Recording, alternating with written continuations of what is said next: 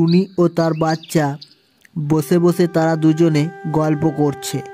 হঠাৎ তার বাচ্চা বলে, মা মা আমি বন্ধুর বাড়ি থেকে ঘুরে আসি। এই বলে সে চলে যায়। তার বন্ধুর বাড়ি যেতে একটি জঙ্গল পেরোতে হতো, তাই সে জঙ্গলের মধ্যে একটি ডাইনিকে পড়ে থাকতে দেখে। তাকে দেখে সে ডাইনিটির কাছে যায় আর বলে, ডাইনি আন্টি, তুমি এইভাবে পড়ে আছো কেন? সেটা শুনে ডাইনিটি বলে, আর বলিস না ছোট্ট পাখি, আমার খুব খুব খিদে পেয়েছে ও জল তেষ্টাও পেয়েছে, তাই আমি আর পারছি না। তুই আমাকে একটু জল এনে দিবি?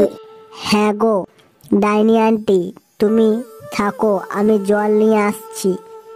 এই বলে সে চলে যায়। কিছু খাবার ও একটি জলের বোতল এনে তাকে দেয়। ডাইনিটি সেগুলি তাড়াতাড়ি খেয়ে নেয়। তারপর বলে, তুই খুব ভালো, তুই আজ আমার জীবন বাঁচালি, তাই আমি তোকে একটি জিনিস দিচ্ছি।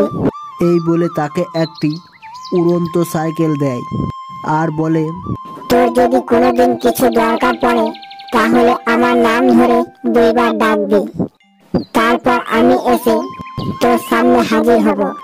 এই বলে সে চলে যায়। তারপর পাখিটি উড়ন্ত সাইকেল নিয়ে সে খুব মজা করতে থাকে।